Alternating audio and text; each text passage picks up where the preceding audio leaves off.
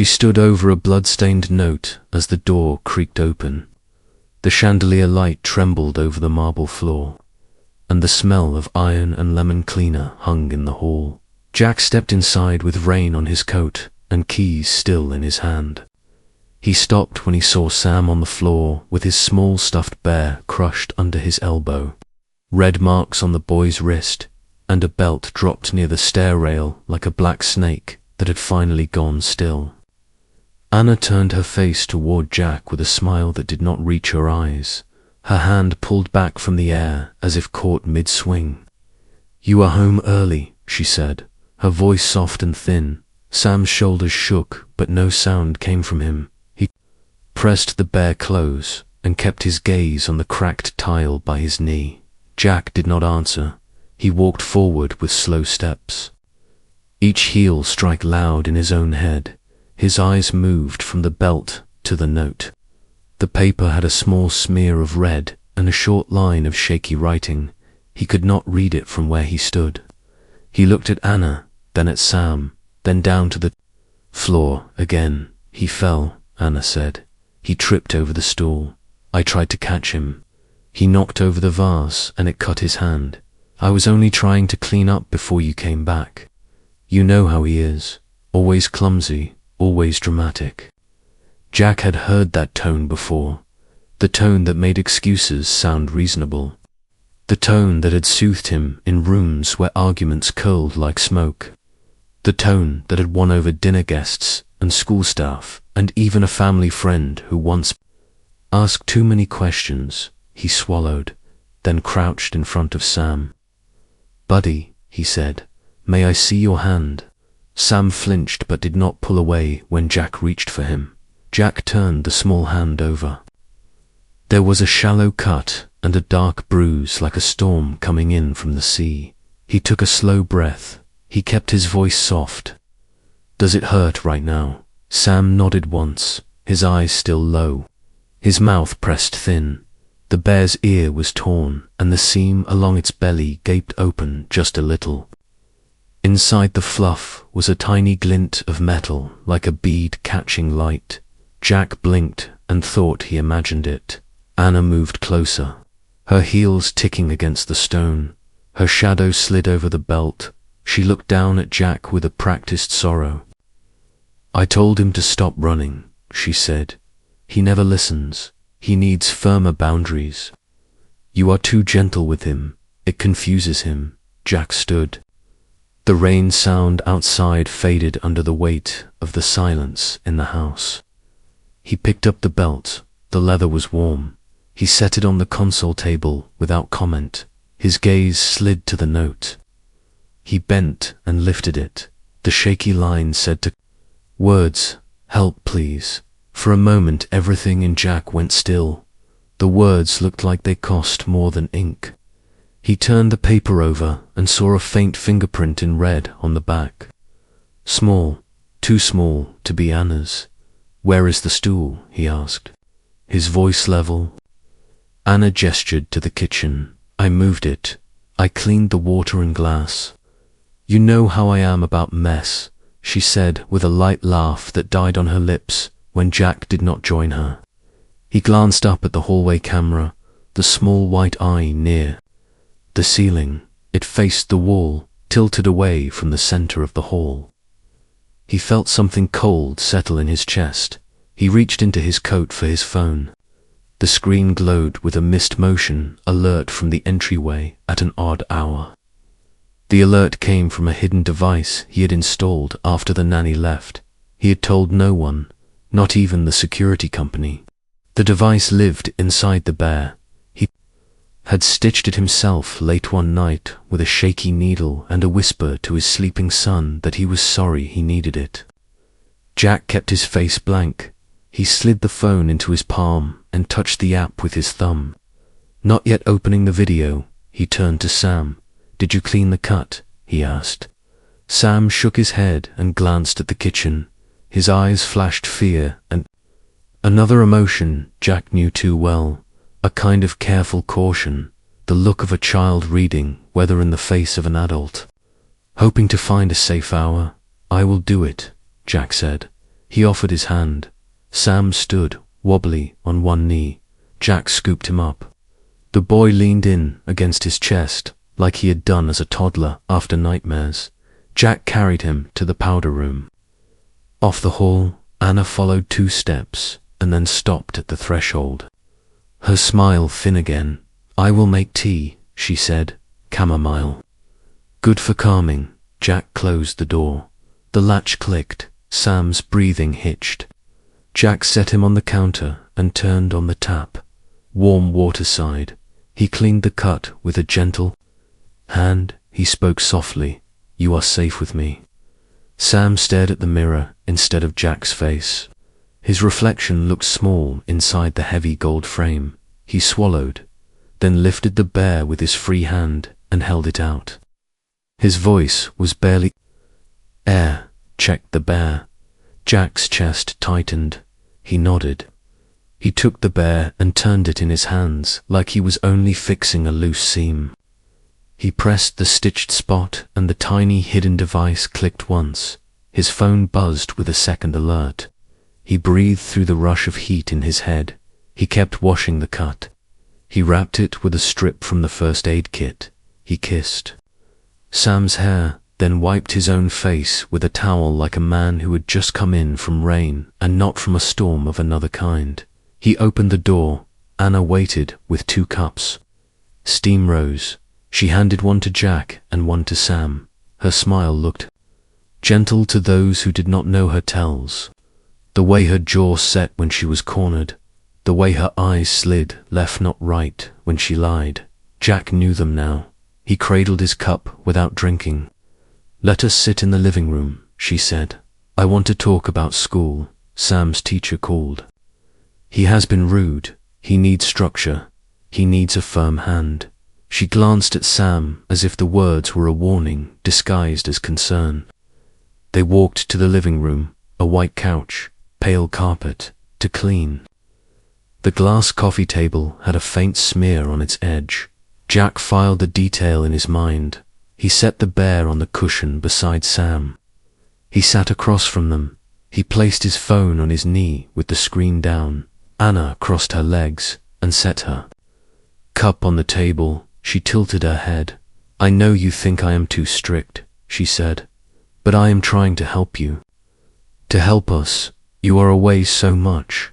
The boy needs discipline. You cannot run a company and raise a child without rules. That is not how life works." Jack listened. He had heard the speech before in kinder tones. Now it felt like a hammer wrapped in velvet. He leaned forward, his voice even. "You moved the hallway camera." "Why?" Anna blinked, then smiled with disbelief. "Did I?" "Maybe the cleaner bumped it." She waved a hand. "Such a small thing." She took a sip. "I should tell the staff to be more careful." Jack tapped his phone face twice with his thumb under the edge of his jacket.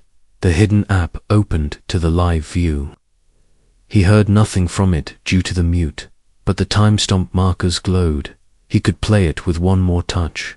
His mouth felt dry. A burner phone chimed from the kitchen, a sound like a guilty bird. Anna's eyes flicked that way, then returned. The teacup rattled against its saucer for an instant. She stood too quickly. "I will silence that," she said, and left the room with a float that tried to look calm. Jack turned the phone over and pressed play. The screen showed the hall from the bear's point of view. Earlier that evening, Sam running with a paper airplane. Laughter and the soft sound of small feet. Then the door opening, Anna walking in with a narrow face he almost did not recognize. She spoke words the device did not catch well. Then the frame jolted. The bear landed on the floor. The world turned sideways. A hand grabbed Sam's wrist. Any parent would know that grip was too hard. Jack felt a hot ache move up his throat. He paused the video when he heard Anna returning. He set the phone face down again. He looked at Sam. The boy was not drinking his tea. He held the cup like it might bite. Jack reached for it and set it on the table. Anna re-entered with the phone. Now silent, she did not sit. She stood behind the couch where Sam sat. Her hand brushed the boy's shoulder in a way that looked caring to a camera and nothing like comfort to the child. Sam went still at the touch. Jack saw a flinch travel under his skin. The storm outside cracked. A flash bounced off the windows. The house flickered. The chandelier dimmed and then steadied. In the half-light, Anna looked younger and older at once. A mask and a face beneath it, fighting for space. "I have been thinking," she said. Her voice casual, like a woman choosing drapes. "This house is too loud with toys, too soft with rules. Maybe he should go to boarding school for a term. They will. Make a man of him. He needs to be away from the memories here, away from the chaos of your travel. It will be good for him, for us." She smiled at Jack without warmth. Sam's fingers dug into the bear as if it could anchor him. Jack could not. Stop the thought that flashed through him. Her plan was to remove the witness. He kept his breathing even. He smiled back with the gentleness of a man who has learned how to walk across thin ice without it cracking. "Maybe," he said, "or maybe we make changes here." He looked at Sam. "We will start with truth." He turned the phone over and slid it into the space between his thigh and the cushion where his hand could shield it. His thumb hovered over play. Anna saw the motion and her eyes sharpened. "What are you watching?" she asked, her tone pleasant, but the line at her neck pulled tight. "Work," he said. Then he added, "and home." His thumb pressed. The video resumed. The bear's sideways view showed hands and a belt and the edge of a child's face trying to make itself small. Anna could not see the screen from her angle, but she felt something shift in the room. She stepped around the couch as if to pick up a coaster. Her hand slid toward Jack's phone. Jack lifted it away with a smooth motion and stood. "I think we should have a real talk," he said, his voice low. "I think we should do it in the kitchen under the big light. I want everything bright. I want things clear." Anna's smile stayed on her lips, but her eyes changed. A veil dropped. Something sharp looked out. She tilted her head and laughed once without humor. "Darling, you were tired.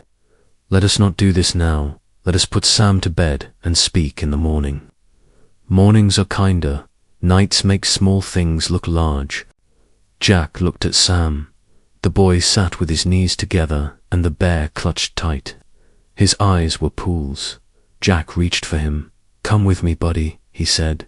"We will all go to the kitchen. We will wash the cup and we will make toast, simple and warm." Anna stood in the doorway now, blocking the hall with her body. Her hand still held the burner phone. She had not put it down.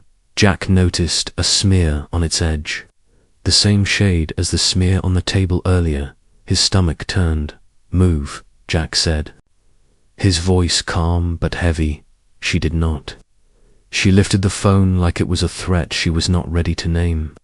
Then she softened her face again, like a mask dropping over a blade. "You will ruin everything."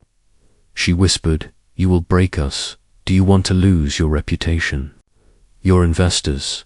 Do you want the press in your garden?" She moved one step closer. "Let it go. You always forgive. That is who you are." Jack met her eyes. "Sometimes forgiveness is a door," he said. "Sometimes it is a trap." Anna's smile bent. The mask slipped. Her jaw tightened. She turned on her heel and strode to the kitchen. Jack followed with Sam in his arms. The overhead light clicked on, bright and cold on the island stone. The stool lay on its side where someone had kicked it. The floor smelled like lemon and something copper. The sink held a cloth with a rusty stain. Jack set Sam on the far side of the island and placed the bear beside him. He kept the boy in his sight. He moved to the other side where Anna stood, the counter between them like a small border in a country at war. He pressed play again. He turned the screen so she could see. For a heartbeat she did not look. Then she did. her pupils pinned to the tiny moving world, to her own hand in it, to the flinch, to the belt, to the small body bracing for impact, to the moment she leaned down and said something with a smile that looked like care and sounded like control. The room held its breath. Anna's throat worked. She lifted her eyes. "You cannot show this to anyone," she said, her voice flat now. "You will destroy your child. You will humiliate him. You will make him a story people pass around for entertainment. You will make him a symbol and not a boy. Is that what you want?" Jack felt the truth in that fear like a knife that cut both ways. He did not look away. "I will not make him a symbol," he said. "I will make him safe." Anna's eyes slid to the drawer by her right hand, the one that held knives and also kitchen shears and a roll of duct tape used for packages. Her fingers twitched toward it, then paused. She was measuring, weighing, calculating. Jack watched the tendons in her wrist, watched the small shift of toes inside expensive shoes, watched and waited. A soft chiming sound drifted from the hallway. Not the doorbell, not the alarm, a different sound. The small chime of a message sent to the hidden device inside the bear whenever the safe word was spoken. Jack's heart jolted. He looked at Sam. The boy's lips had moved. He had whispered the word his father had taught him for danger. A word they had not needed until now. Anna heard it too, or at least she heard the way Jack's body changed. She lunged for the drawer. Jack moved. His hand caught her wrist before the handle turned. Her other hand came up, fast. A flash of metal from the burner phone as she swung it like a weight. It struck his forearm. The phone clattered to the floor and skidded under the island. Sam cried out. The sound tore through the kitchen. The lights flickered again. Somewhere outside, thunder rolled over the roof. Jack held Anna's wrist and did not let go. His voice was steady and iron. "Step back," she smiled. A hard cut of a smile. "Or what?" she said. "You will call the police. You will tell them that your wife was protecting your troubled child. The child every teacher says is difficult. The child who lies. The child who cries wolf." She leaned closer, her breath cool. "And who will they believe? The boy or me?"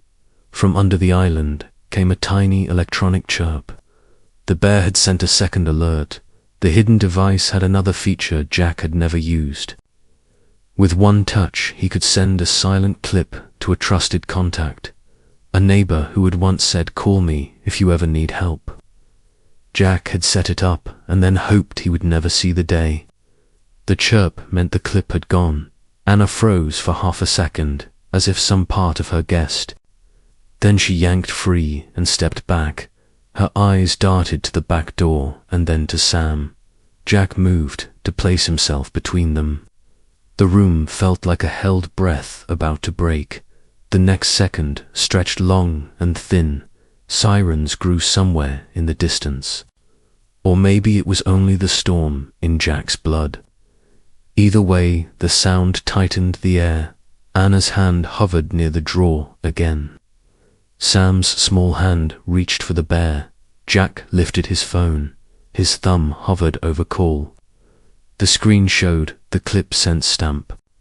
The neighbor's name glowed. Anna stared at him across the island. Her voice dropped to a whisper that hummed with threat. "If you make that call," she said, "you lose me and you lose everything I brought with me. Your investors, your allies, your easy life. Think of the headlines. Think of the vultures." Jack felt the pull of that old fear. The fear of losing hard-won respect and a public image built like a tower of cards. He also felt the weight of Sam's small body against his chest from minutes ago. The shape of the bruise under the bandage, the words on the note that had asked for help. He looked at the boy and then at the woman he had once loved. His thumb began to press. The kitchen light flashed. The storm roared. Anna's hand closed on the drawer handle. And from the front of the house came the sound of the main door opening wide without a single knock. A voice called Jack's name with urgent force. A second voice followed with a command to stay where they were. Jack turned toward the hall with the phone half lifted and the past and future colliding in his chest like two waves. Anna's eyes widened. Sam's fingers dug into the bear. And the next heartbeat held the answer to who had come through that door and what they carried in their hands. The voice from the hallway was sharp, steady, and official like steel cutting. Through storm air, two uniformed officers stepped into the kitchen doorway, rain streaks still on their jackets. One held a radio, the other had a hand near his holster. Their eyes swept the room in one glance, taking in the boy clutching the bear. The man with the phone raised halfway, and the woman with her fingers on the drawer handle. Jack lifted his hands. Slowly, phone still glowing in one palm, his voice calm but heavy. "We need help here," he said. "His son is hurt. His wife has been hurting him. Please do not let her move." Toward that drawer, and his hand froze on the handle. Her smile flickered on and off like a broken neon sign. She laughed lightly, as if to smooth the air. "Oh, officers, you have been called here by mistake. My husband is confused. We had a family quarrel, nothing more. The boy tripped. There is no danger, no crime." The taller officer stepped forward, his eyes on Sam, who sat on the far side of the island with trembling shoulders and a stuffed bear squeezed so tight it seemed strained. The officer crouched to his level. "What is your name, buddy?" he asked. Sam whispered his name without lifting his eyes. The officer leaned closer. "Do you feel safe right now?" Sam shook his head once. A tiny motion, but enough. The shorter officer spoke. "Ma'am, step away from the drawer, please." Anna's lips pressed together. She moved her hands slowly back and lifted both palms with grace. Like a stage actress, yielding her spot, she stepped aside, but her eyes burned into Jack as if promising that this was not the end. Jack lowered the phone to the counter, his hands still shaking. The taller officer looked at him. "Did you call us, sir?" Jack nodded through the device hidden in the bear. "It recorded everything. I sent it to my neighbor. She must have passed it on to you. Please protect my son. Please make sure this is documented." The officer nodded. "We will secure everything, but first we need to separate everyone. Jack, take your boy into the living room. Anna, please sit at the table and keep your hands where we can see them." Manna walked with quiet dignity to the table, sat and folded her hands in her lap. Her smile returned soft and strange, as if none of this touched her. Jack scooped Sam up and carried him back to the couch. Sam clung to him and buried his face against his father's neck. The bear hung from one hand, its black button eyes, watching the taller officer, followed them and spoke gently. "Jack, we need to ask questions. We need to make sure the boy is examined by medical staff. Would you allow us to call an ambulance?" Jack nodded. "Anything. Do whatever you must." The officer spoke into his radio words. Crisp: "Ambulance required, possible child abuse seen, secure, bring child protection unit." Jack's stomach churned at the words, but relief cut through. To at least now there were eyes on the truth. Eyes that were not clouded by Anna's charm. From kitchen came the sound of a chair sliding. The other officer barked, "Stay seated, ma'am." Anna's voice floated back calm as silk. "I only shifted my seat. My legs are numb. Surely that is not a crime." Sam lifted his head finally and whispered, "Daddy, I wrote the note. Did you see it?"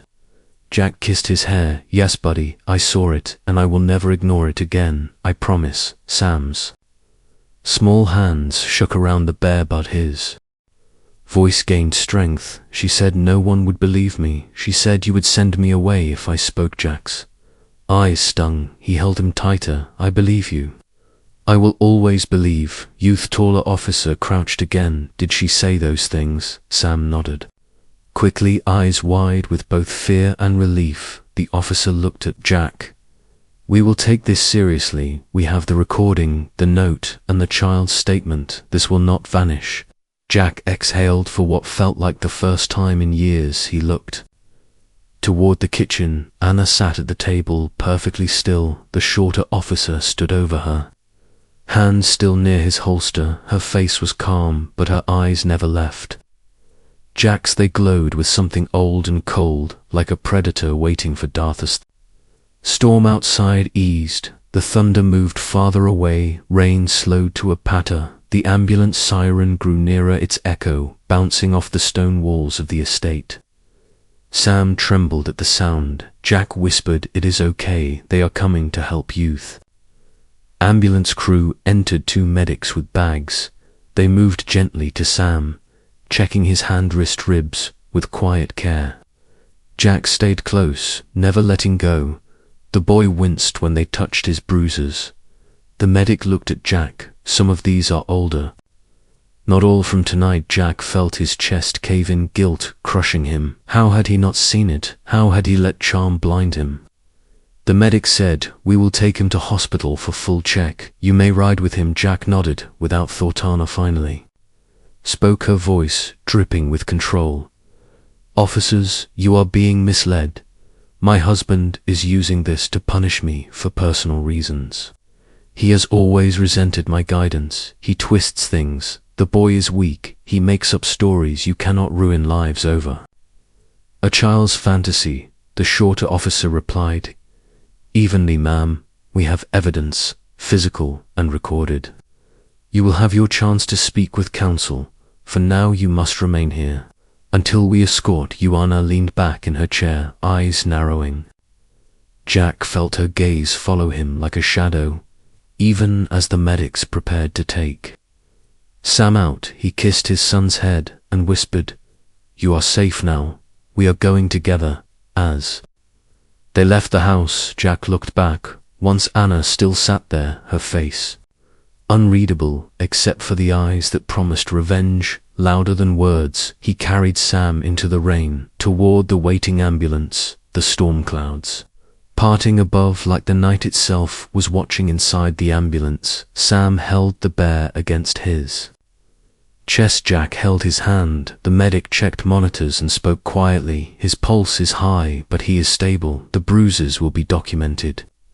You did the right thing bringing this forward." Jack nodded, but his heart still thudded heavy. He knew Anna's fight was not over. She had money, influence, and secrets of her own. At the hospital, bright lights, white halls, beeping monitors. Sam was placed on a bed, examined, photographed, questions asked with gentle patience. A social worker arrived with tired eyes but kind hands. She spoke with Jack about safety plans, about temporary custody, about courts and hearings. Jack agreed to all of it, whatever kept Sam safe. Hours passed. The boy finally slept, clutching the bear. The social worker sat with Jack in a quiet room. She asked, "How long have you suspected?"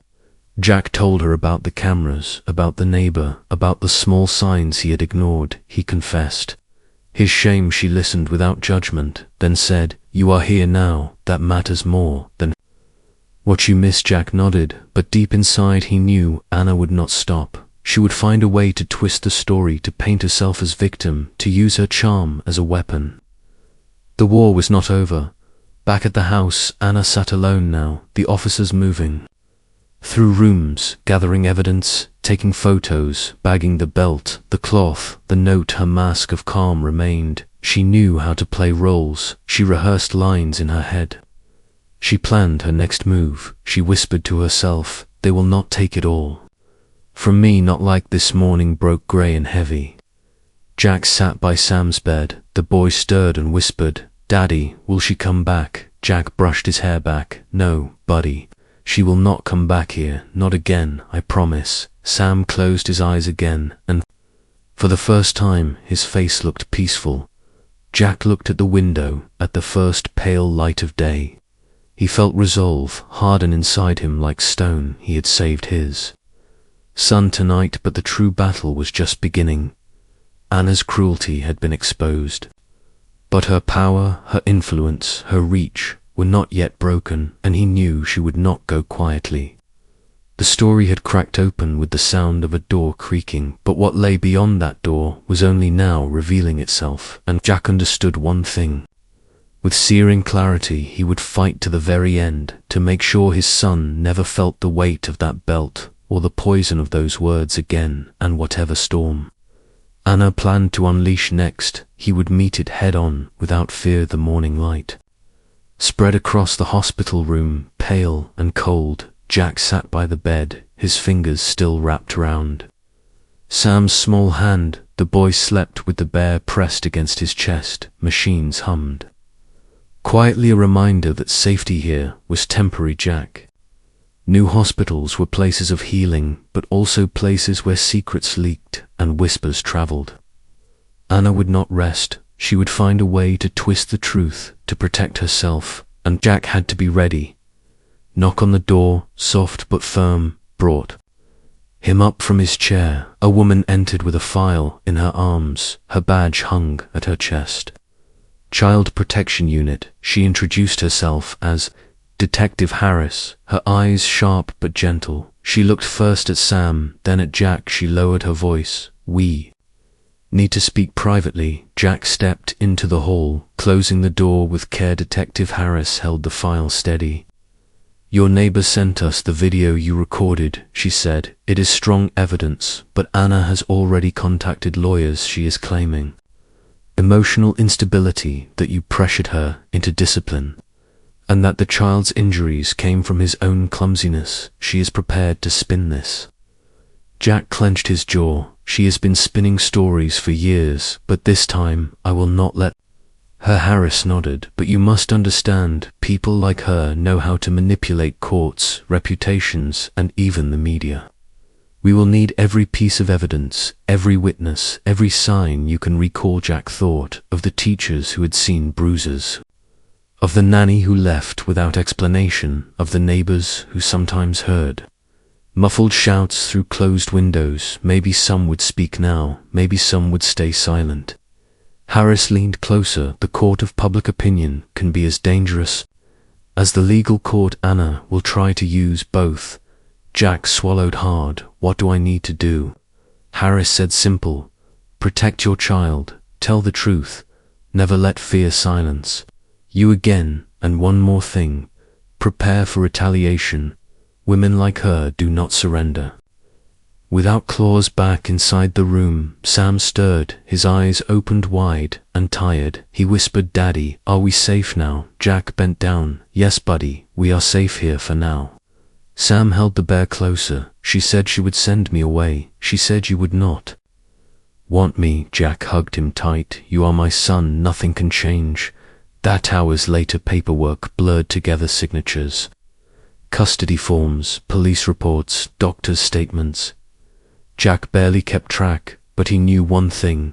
He was drawing a line between Sam and Anna that could never be crossed again. Meanwhile, across town, Anna sat in a glass office, her lawyer beside her. She wore a silk blouse, her posture perfect, her eyes calm on the surface, yet deep with storm. She told her story to the lawyer with smooth conviction. She painted Jack as controlling, paranoid. She painted Sam as fragile, prone to lies. She shed tears at the right moment.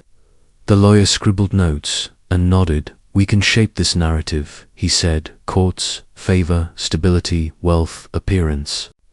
You have all three." Anna smiled, but inside her mind raced. She would not lose her place. She would not lose her power. Night came. Jack stayed at the hospital. The social worker checked in again.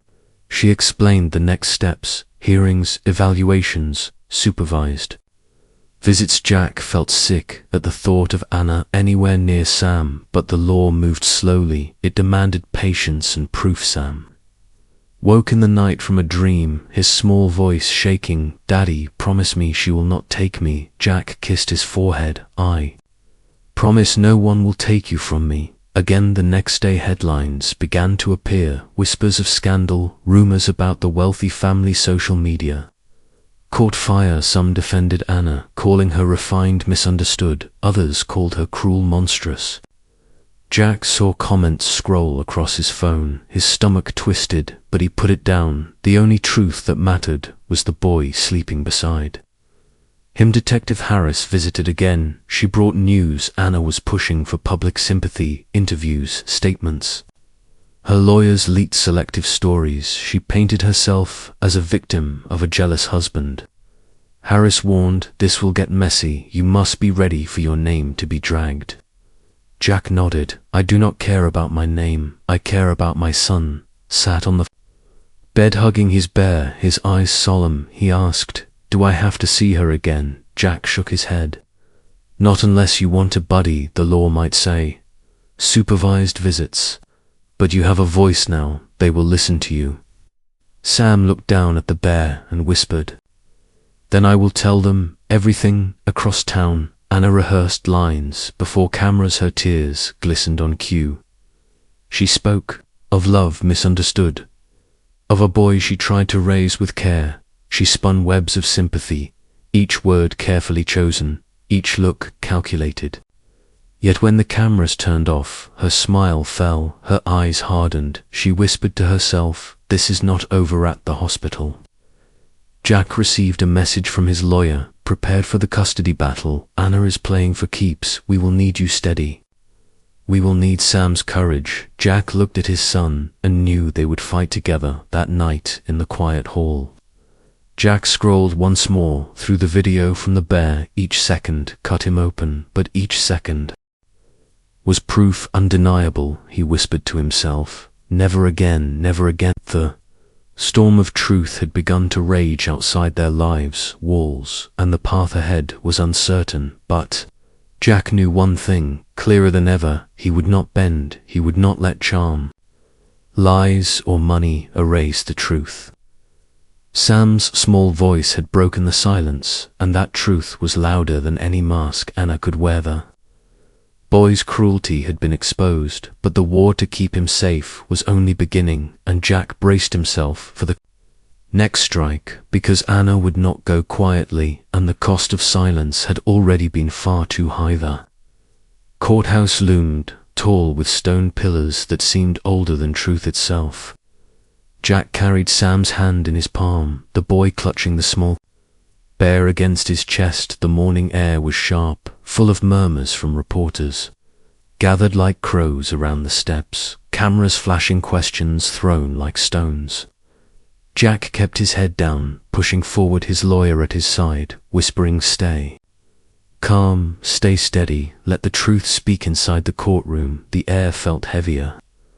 Anna sat with her lawyers, dressed in pale colors to soften her image, a pearl necklace at her throat, her hands folded gracefully. She smiled at the judge as if this was a social event, not a battle for a child's life. Jack sat across the room, his suit wrinkled from sleepless nights, his eyes hollow but unflinching.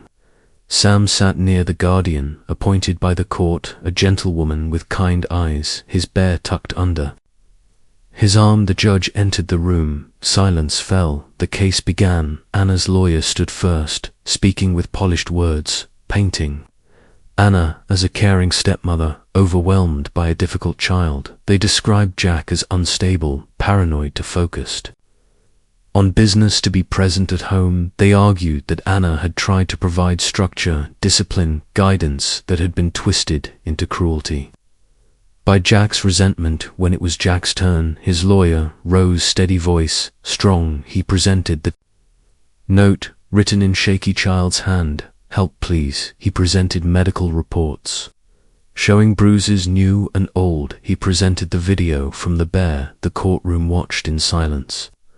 The sideways view of a boy flinching, the soundless image of a belt lifted. The judge's eyes narrowed. Anna's lawyer objected, claiming invasion of privacy, manipulation. But the judge allowed it, noting that the safety of a child outweighs such claims. Anna shifted in her seat, her smile faltered for a heartbeat, then returned, polished again. She dabbed her eyes with a white cloth, whispering, "I only wanted to help him."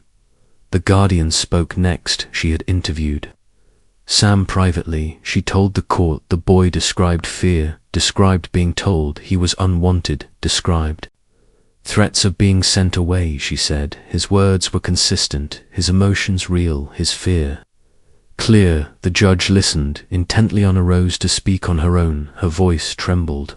She spoke of love. She said she wanted nothing but the best for Sam. She accused Jack of turning the boy against her. She cried softly, the sound filling the chamber, but when she spoke of bruises, her words wavered too much. The judge noticed the room. Noticed during recess, Jack found Sam sitting on a bench outside the courtroom, his small legs swinging, his eyes tired. "Daddy," he whispered, "will they believe me?"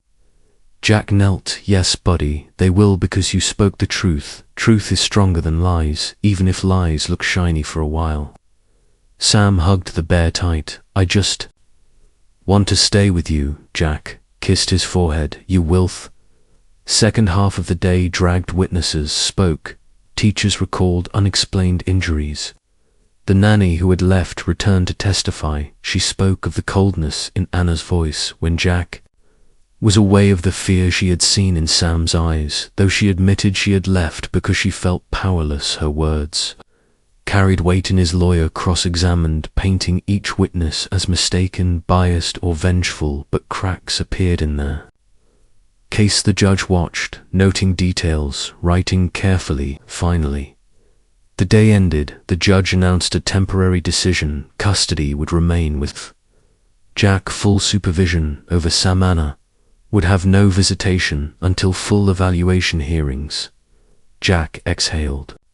Shaking, Sam hugged him, relief spilling out in a whisper. "Daddy, we won." Jack nodded, but inside he knew this was only one step. Anna would not give up. She would scheme. She would fight back with money, influence, maybe even darker tools. That night at home, Jack tucked Sam into bed in a small, safe apartment far from the mansion. Sam asked, "Will she come here?" Jack shook his head. "No, buddy, she does not know where we are." He left a nightlight glowing.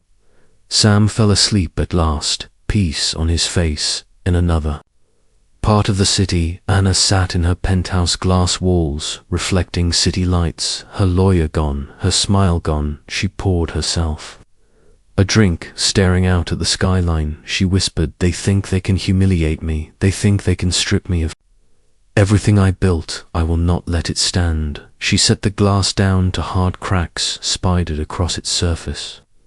She picked up her phone, dialing a number, her voice low, cold. "I need information on his finances, his work, his weaknesses. Find me something I can use." Days passed. Jack tried to build routine for Sam. Breakfasts of pancakes, walks in the park, bedtime stories. Laughter returning piece by piece, yet every ring of the phone, every knock on the door made his stomach clench. He knew Anna was moving.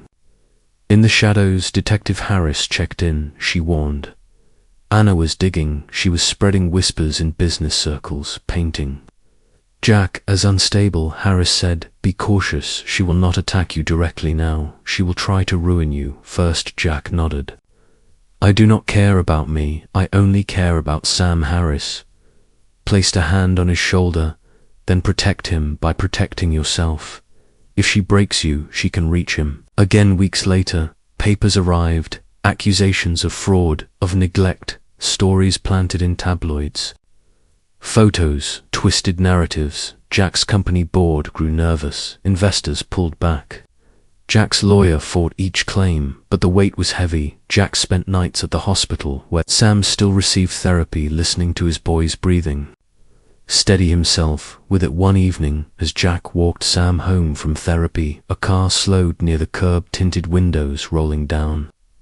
Jack tensed. The car moved off, but not before he saw Anna in the back seat, her eyes meeting his, her smile sharp like glass. Sam gripped his hand tighter. "Daddy, she is watching." Jack whispered, "Do not look back, buddy. We keep moving." Inside that moment, Jack knew the battle was not finished. Anna had lost in court, but in her mind the game was still on. She would strike again. And he would need to be ready, stronger, smarter, more relentless, because Sam's safety was the only war worth fighting. The cruelty had been exposed. The court had seen it. But Anna's shadow stretched long, and the war of survival had only begun. And Jack vowed in his heart he would never again be caught unaware, never again allow fear to silence truth. The next chapter of their lives would demand courage, beyond anything, yet face nights grew longer and heavier for Jack and Sam, the safe apartment felt like a cage where every sound outside stirred fear. Jack installed new locks, added cameras, checked them twice each evening, but sleep still came late and restless. Sam clung to the bear in bed, whispering at times that he could hear her voice in the dark, even when she was not there. Jack reassured him, but deep down he knew Anna was moving somewhere in the shadows. Detective Harris visited often. She kept her voice calm, but her words sharp. Anna is probing every weakness, she told Jack. She has filed complaints at your company. She has whispered in the ears of investors. She even tried to approach the court appointed guardian, but was stopped. We believe she may attempt something bolder. Desperate people rarely stay patient.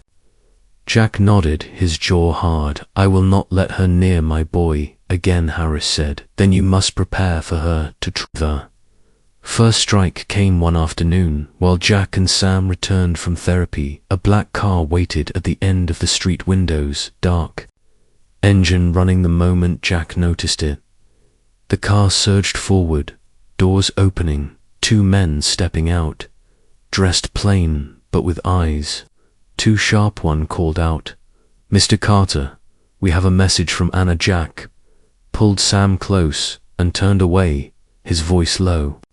To his son, run to the building now. Sam sprinted with the bear bouncing against his chest. Jack stood firm between the men and his boy. One man smirked, she only wants to talk, you should listen. But the second man glanced up at the cameras on the apartment wall and cursed, get back in the car before we are seen. They fled, but the warning was clear. Anna was willing to send hands where she could not go herself. Sighed the apartment. Jack held Sam close, feeling the boy's heart hammering against his ribs. He whispered, you are safe with me, always safe. Harris arrived minutes later, fury in her stride. She said, this confirms everything. She is escalating. We will push for a restraining order and additional charges. But Jack knew paper orders alone could not stop someone like Anna. Meanwhile, Anna sat in her penthouse sipping wine, eyes glittering with rage and resolve. Her lawyers warned her to step carefully, but she ignored them. She called contacts in quiet corners, men who owed her favors, people who thrived in shadows. She whispered, I want proof that he is unfit. I want something undeniable. Find me a weakness. Days blurred into weeks. Sam slowly began to laugh again, in small bursts over cartoons or pancakes. Jack clung to those moments like light in storm, yet always the shadow of Anna lingered. Then one evening, while Jack worked late at his desk, he found an envelope slipped under the apartment door. Inside were photos, grainy but damning. They showed him meeting with a colleague. Late at night they showed money exchanging hands, except Jack knew it was nothing more than a late project discussion and a taxi fare. Anna had twisted it through someone's lens. Jack's lawyer warned, these will be used, she will claim. Fraud, corruption, even neglect. Jack felt the trap closing, but his resolve did not. Bricat caught the photos, surfaced. Anna's lawyers smiled, sharp as blades, presenting them as evidence of dishonesty, but Harris countered with timestamps, witness testimony, security footage. The lies frayed yet Anna's performance swayed some, her tears, her trembling voice, her words about being cast aside by a cruel husband. Some believed her, some doubted. The air grew thick with uncertainty through it all. Sam spoke once more to the Guardian. He said, she tells lies, she scares me, she hurts me. His words steady, though his hands shook. The Guardian wrote it down, her report clear and strong. One night, Jack tucked Sam into bed. The boy whispered, Daddy, will it ever end? Jack brushed his hair and said, soon, buddy, soon. Truth takes time, but it always wins. Sam hugged the bear tight as if he wanted to believe, but the storm had not finished brewing. 2 nights later, the safe apartment door rattled violently. At midnight, Sam woke, screaming. Jack grabbed him, held him tight. The cameras outside showed only a shadow fleeing into the stairwell. Harris confirmed later the locks had been tampered with. It was no random burglar, this was targeted. She is trying to break you, Jack, she said. Jack's answer was steady. She will not succeed. Dana, meanwhile, stood in her high rise, staring out at the city, her reflection sharp in the glass. She whispered to herself, "He thinks he can win. He thinks he can take everything from me, but I built this life. I will tear it down before I let him keep it." Her smile curved cold. She reached for her phone. One last call to set her final plan in motion. Jack knew in his bones the final confrontation was near. Every instinct screamed that Anna would not stop until forced to. He looked at Sam, sleeping, fragile but safe, and he swore the next time she tried would be the last time, because he was no longer only a father. He was a shield, and he would stand until the very end. The night of reckoning came without warning. Clouds hung heavy over the city. The wind pressed against windows like fists. Jack sat awake at the kitchen table, eyes fixed on the small monitor that showed feeds from every camera he had installed. Sam slept in the bedroom, the bear tucked under his arm, breathing slow and steady. Jack's phone buzzed. Once a message from Harris. "Stay alert, she is desperate tonight." Jack felt his chest tighten. He rose quietly, checked the locks again, checked the boy once more, then returned to his vigil. Near midnight, a figure appeared on the outer camera, moving like a shadow in silk, the face hidden by a hood, but the stride unmistakable. Anna, she moved with grace and fury, her hands gloved. She carried something small, metallic. Jack's heart pounded. He dialed Harris, but kept his eyes on the screen. Anna reached the door, her hands skilled. She twisted tools against the lock. The tumblers clicked. Jack whispered to himself, "Not tonight. Not ever again." The door creaked. She stepped inside, her face revealed pale, sharp eyes, glittering with madness. She closed the door silently, but Jack was already standing in the hall, his frame blocking the bedroom. Behind him, Anna froze for a breath, then smiled soft and poisonous. "You left me no choice," she whispered. "You humiliated me. You poisoned him against me. You tried to erase me. I only wanted to help him. I only wanted to build us, but you chose war." Jack's voice came low, steady. "You built this war with your hands, with your lies, with your cruelty." She shook her head. "No, you do not understand. The world believes stories, not truths, and I write the better story." She lifted the object in her hand, a small knife gleaming under dim light. Before she could step closer, the sound of sirens cut through the night, blue lights flashing outside. Harris had not trusted waiting. She and her team rushed up the stairwell, pounding on the door. Anna spun, wild eyes narrowing. "You called them. You always hide behind others." Jack stood his ground. "I protect my son. That is what fathers do." The door burst open. Officers stormed in, voices commanding. Anna dropped the knife now. Her hand trembled. She looked between Jack, the officers, the hallway, her choices shrinking like air in a drowning room. For a moment, Jack saw the mask crack, saw the girl she might once have been, before ambition, before cruelty, but it vanished. She lunged toward the bedroom, as if reaching for Sam. Jack moved faster. He caught her arm, twisted the knife away. Officers closed in, dragged her back, cuffs snapping around her wrists. She screamed, a sound full of rage and despair. "You will regret this. Jack, you will regret it." Sam had woken. At the noise, he stood in the doorway, clutching the bare eyes, wide, tears brimming. Jack ran to him, knelt, pulling him close. "It is over, buddy. It is over." Sam buried his face in his father's chest, whispering, "She cannot hurt me anymore." Jack kissed his hair. "Never again." The officers led Anna away, her screams fading down the stairwell. Harris placed a hand on Jack's shoulder. You did well tonight. It is finished. We have everything we need. She will not walk free again." Jack nodded, but his eyes stayed on Sam. His only truth, his only reason. Days turned to weeks. Court moved faster. Now, with the break-in attempt undeniable, the knife, the cameras, the threats, Anna's empire of lies collapsed. Her allies vanished one by one. Her lawyers withdrew. Her mask shattered under the weight of truth. She was sentenced, barred from ever contacting Jack or Sam again. Her cruelty finally bound by iron and law. Life slowly healed. Jack found a new home, with sunlight pouring through wide windows. Sam began to laugh again, louder, longer, freer. The nightmares faded, replaced by dreams of playgrounds and stories at bedtime. The bear sat on his shelf, stitches neat, the hidden device no longer needed, but still kept as a reminder of the night. Truth spoke louder than lies one evening. As the sun set gold across their new living room, Sam sat beside Jack on the couch. He asked, "Daddy, are we free now?" Jack smiled. "Yes, buddy, we are free now." Sam leaned against him, whispering, "Thank you for believing me."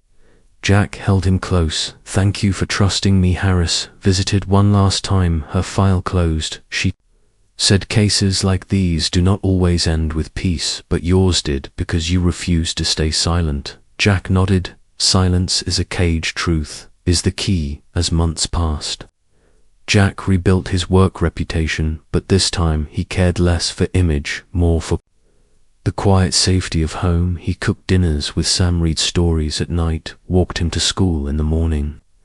He learned that true strength was not wealth, not power, not reputation, but the choice to protect what matters, even when the world doubts. One night as stars lit the sky, Sam asked a question, soft but certain. "Daddy, what is the lesson from all this?" Jack thought for a long time, then answered, "Sometimes losing everything you thought mattered is the only way to find what truly matters. Who you are, who you love, and what you will fight for." Sam nodded, his small face serious, then smiled wide. "That means we won, right?" Jack hugged him tight. "Yes, buddy, we won." The storm had passed, the cruelty exposed, the shadows broken, and those scars would remain. They were marks of survival, not defeat. Father and son together, stronger than the lies, stronger than the fear, bound by truth and love, walking forward into a life no longer chained to the past. The story closed, not with despair, but with light, the light of freedom, of healing, of courage found in the darkest hour, and the promise that they would never be silenced again. The end.